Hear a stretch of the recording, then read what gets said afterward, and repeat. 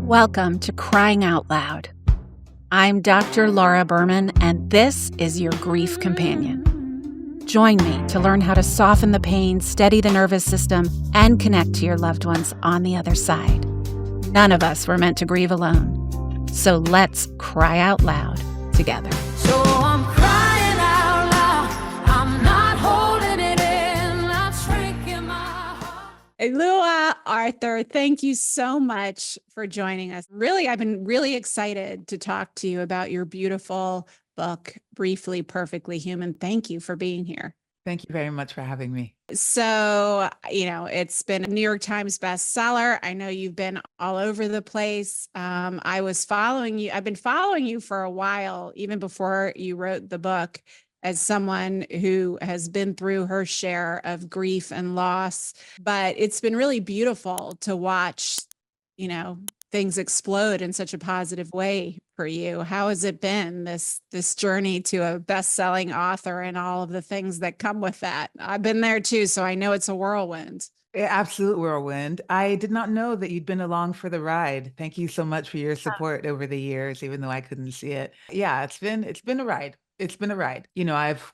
consistently held my core beliefs about the work and how it shows up in the world and how I want to do it. And I think staying authentic to the message, despite other messages about how to talk about death or what we should be focusing on, I think as long as I stay consistent with what I believe and how I speak about the word, then everything is okay. And turns out it's going okay. And I've been doing a lot of deep breathing. Yeah, it's a lot. It's a lot of energy Yeah. coming at you, I'm sure. So I'm really grateful that you're taking the time to talk with my peeps here, because Lord knows I talk a lot about grief and grief healing and different philosophies on the afterlife, but we actually have spoken very little about the topic we're going to talk about today, death, and in particular, your journey as a death doula. And, as you write about in the book, we have all sorts of resources automatically for navigating bureaucracies or getting tutors or a wedding planner or a real estate agent or whatever. But it hasn't been historically normalized to have assistance with death. And that's where the death doula comes in. So let's just start there. What is a death doula? A death doula is a non-medical, really, really important, non-medical and holistic support person for the dying person and their circle of support through the process. And so no matter what they're struggling with, that's non-medical, we can support them with.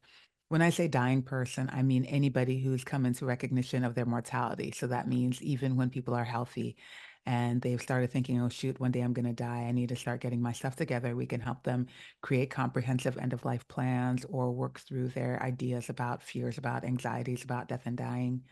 When people know what they're going to be dying of, we can support them in creating the most ideal death for themselves under the circumstances. And then after a death, we can help family members wrap up affairs of their loved one's life. So we're doing all the practical, emotional, logistical support around dying. Yeah, I thought it was really beautiful. You described it as like the death doula provides a ring in the circle of support that radiates outward like the rings in a tree trunk, so that you're really giving that logistical and emotional and even imaginal, like thinking, planning support, dreaming. And that's a weird thing to say when you're thinking about end of life, but dreaming into how you want your death to be. And there's so many stories in the book that kind of show that journey that you've taken with so many of your clients. I had never thought about, I do remember reading, you made a comment that I thought was really powerful. It was something like, if you're old enough to get a driver's license, you probably should have a death plan. And that just occurred to me as you were saying, it could happen. You could want to work with a death doula just upon really connecting to the fact that you're not going to live forever. It never occurred to me that someone might work with a death doula before getting a terminal diagnosis or being kind of in the process of dying. So what's the earliest you've worked with someone, in that process? There was a 19-year-old who came to me. Her father was elderly. I believe her mama died when she was much younger, and her father was elderly. And she had been sitting with him, going through some of his possessions and talking to him about the end of his life. And that made her think about the end of her life at 19 years old. Wow. So we sat together, I know, and we did her entire end of life plan. Like we talked through all the things. Back to the idea of the driver's license, folks have the opportunity to choose whether or not they're going to be an organ donor right on the driver's license. And that's a conversation about their death. But it's not really informed decision making because people haven't spent any time thinking about what that means or harvesting my organs or which organs or am I comfortable with this process? They just think, yeah, that'd be a great idea. Check it off at the DMV. It's a death conversation, but a full one isn't being had around it.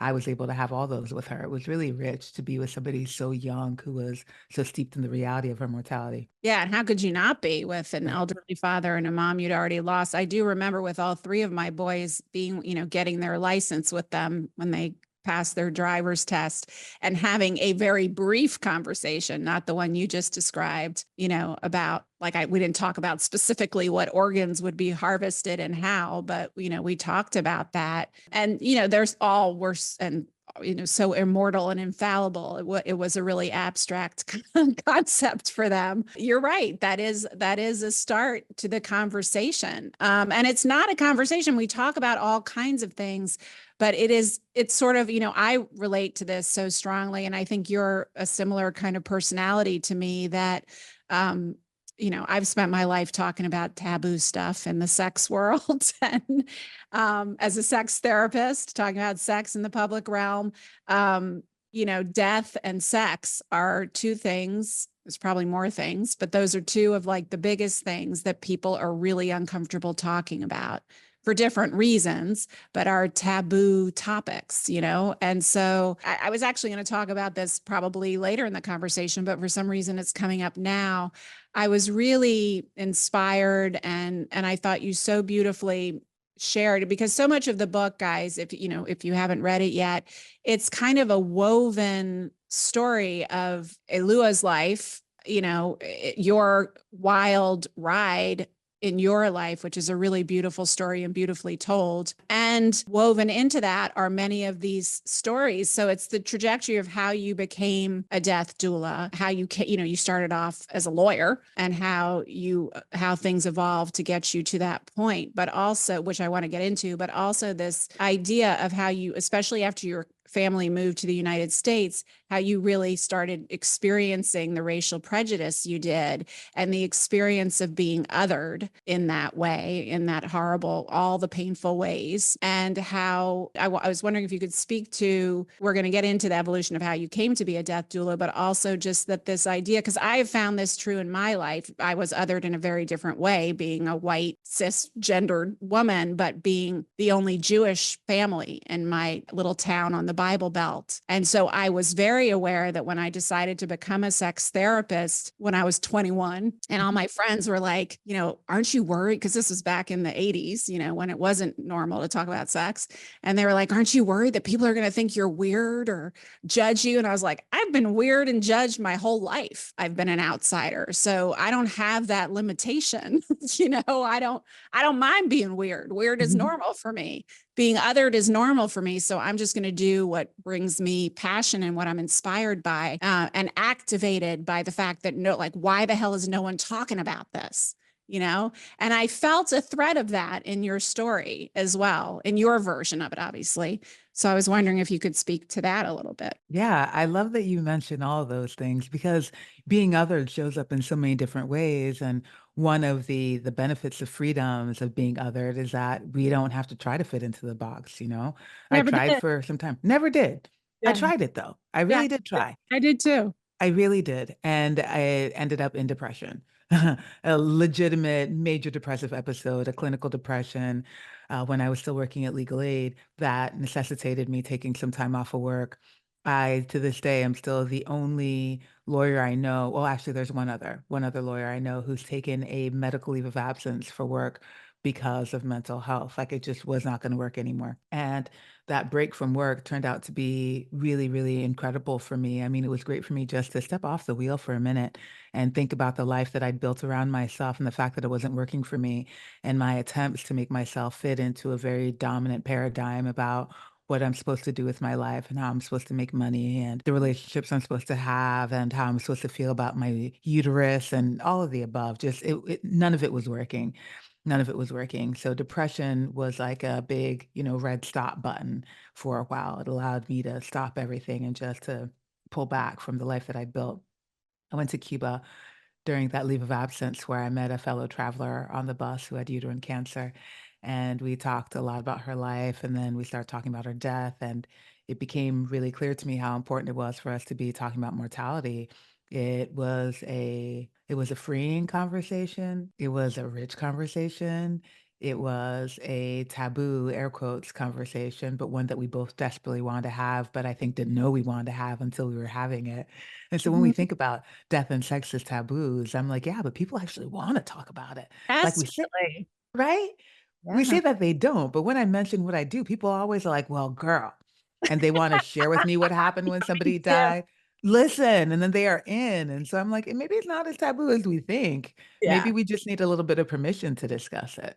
Yeah, same Um, as sex, right? Like maybe in public forums, people are scared to talk about it, but in conversation, it's crucial and it's so central to our being. And I'm so glad you brought up that pivotal, a lot, because one of the themes for me, and maybe, and I believe for you too in the book, is your experience with depression. You went into, as you described, a really dark place. And as someone who has personally experienced, profound depression in my life, and family members and children who have struggled with it, you wrote something like we're all just a phone call or a diagnosis or a chemical imbalance or a crisis or an accident away from a physical or mental disability that will make us not want to live anymore. And I just thought you wove that in so beautifully, but also how when you did, I think the woman's name was Jessica, the one that kind of you met in Cuba who had the uterine cancer. I think that was her name.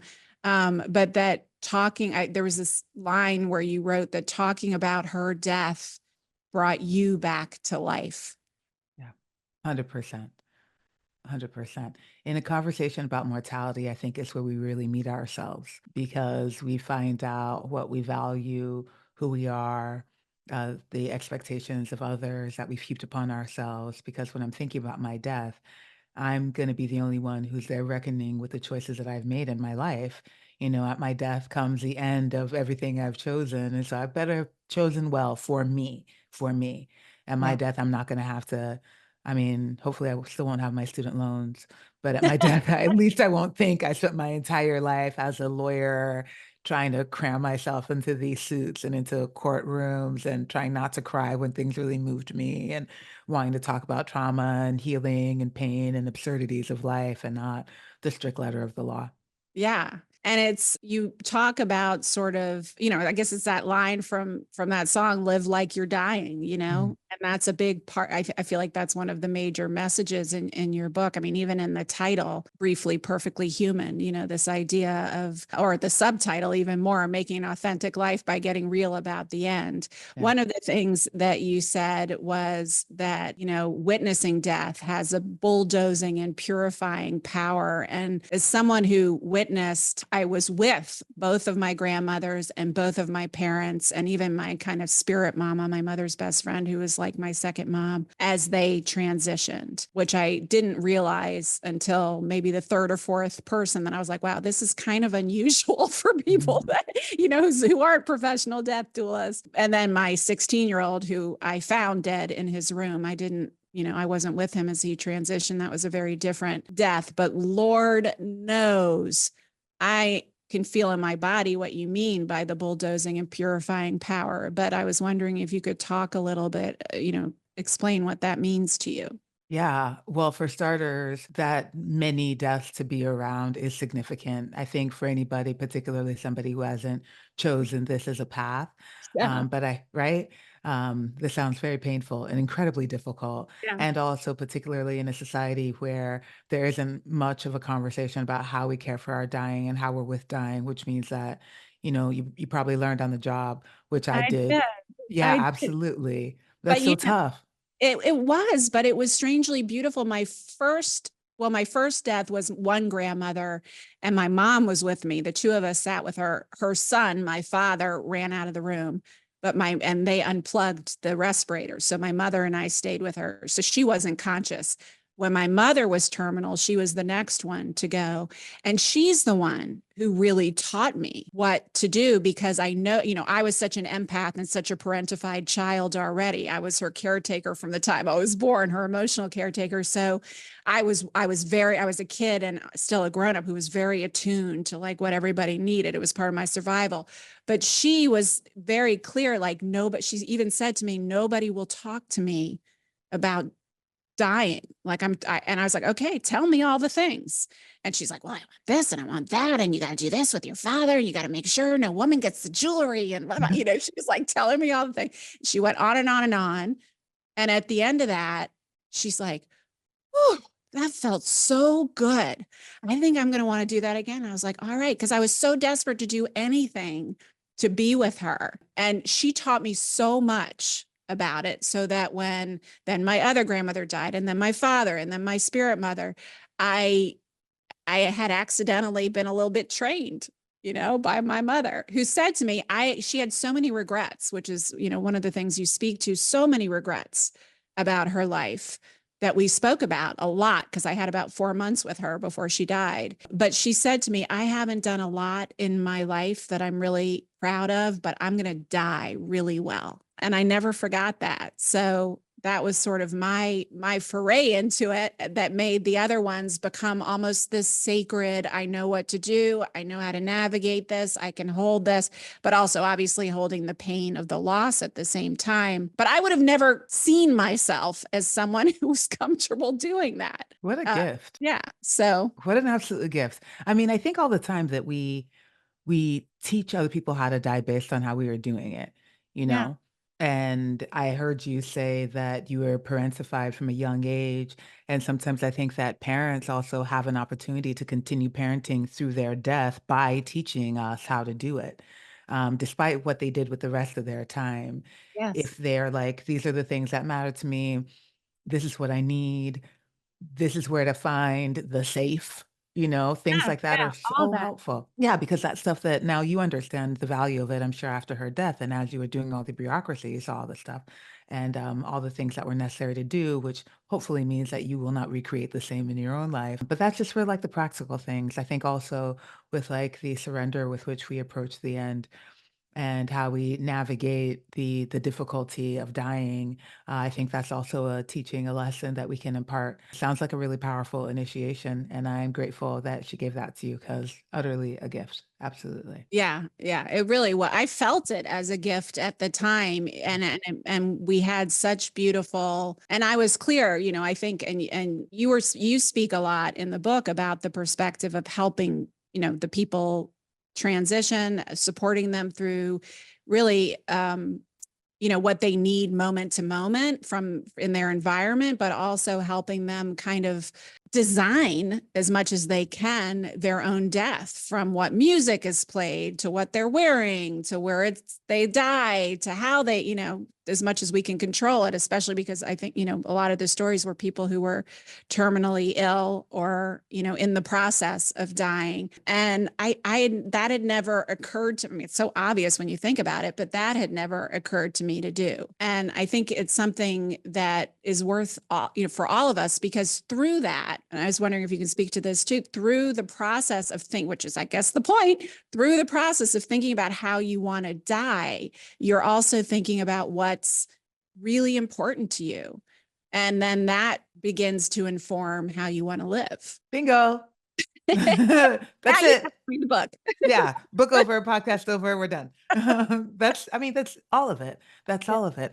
When I'm thinking about my death, it brings everything else into my life in really, really clear focus. Yeah.